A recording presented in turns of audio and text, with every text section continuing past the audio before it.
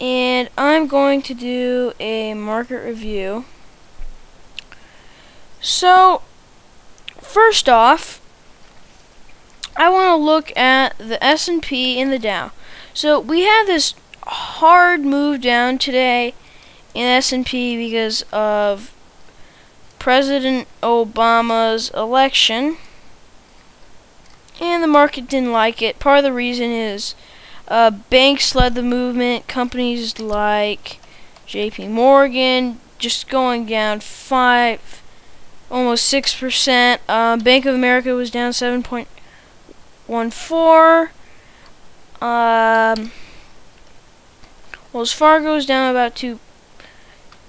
Last time I checked, it was 2.9, but I guess it's 3.5% now. A lot of these banking stocks are just going down. And this is because of the interest rates. Obviously, banking stocks haven't performed very well. They've been almost flat through this Bernanke period.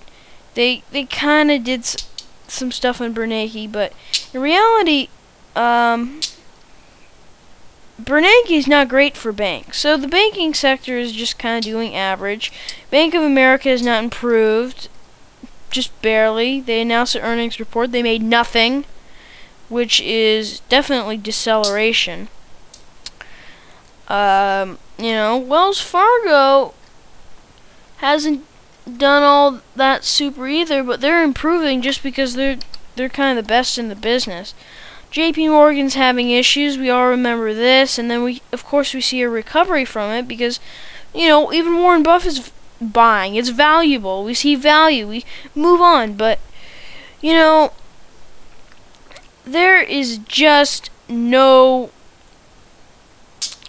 real good things happening for banks, but they move along with the rest of the market because the market's pushing things, and there's good news and there's bad news. But you can see that they have some major issues. And here, banking just shot down altogether with JP Morgan Chase. The media said there are worries. And yeah, there are worries because what happens is when one stock goes down, another stock can go down, another stock can go down, and it brings down an entire sector. So now the entire sector sees value, and we push up, and sentiment's great. Well, now we have this kind of area. Bank of America got sued, and then we just spiked down. So let's see what else is here. Let's just look at the major markets. So the S&P, to me, what it looks like is the S&P, it may have broken my 1400 level, but it still has some support in this range. Now, I would be careful holding it because I'm holding the Russell, and I had some execution issues because I wasn't around to watch the market today, and it blew through my position completely. I'm rather upset about it also, but things happen. So, here is the Russell. Now, the Russell, I'm really happy with the Russell here because you can clearly see this continued support, and we're up in the Russell. If you look at the minutely chart, we've come off a little bit on this spike, and I might as well just put some time and sales up.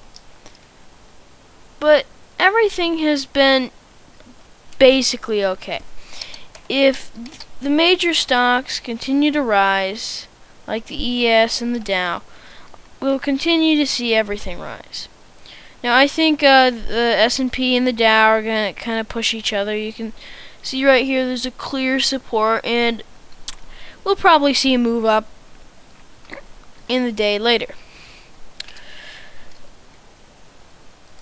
So, we looked at the major indexes, but now I want to look at some inflation things. The only thing that worries me about the stock market is this move.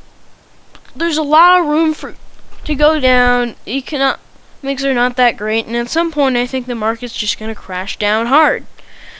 For example, risk assets are not approving the market's move.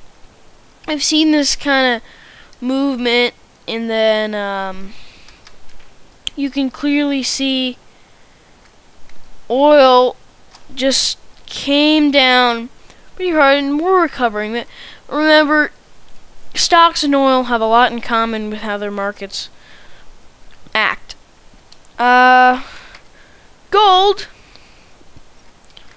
it has come up on fear in the stock market. So we come up, we have fear, okay, and then we saw value in gold, we came up, Bernanke, blah, blah, blah, but there's not a lot of confidence in Bernanke. So I think the best trade here would be probably, I would go with a call spread right here, or maybe just a simple by itself call, and that's just so I could take a pretty good advantage of gold, especially if it breaks past the 1731 level. And I'm just gonna take a second to write that down. 1731. If it passes the 1731 level, I'll be very happy with gold. And the last thing I want to look at is treasury bonds.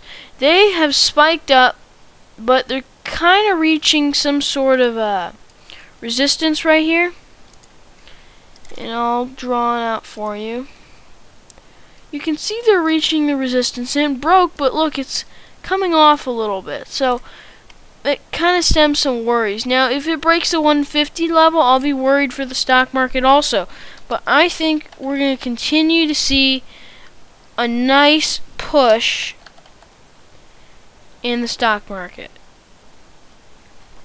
if we continue to break resistance. Now, if we don't, I'll turn around the position, and I will what I'll probably do is I'll turn my call into a strangle, and then I will watch the markets fall. So I bought calls on the SPY. No, sorry, IWM, the Russell. I think there are $80 calls at a strike of 80. So I'll probably buy 79 dollar puts, and that wouldn't be too unprecedented for the Russell, especially if we can continue this movement down.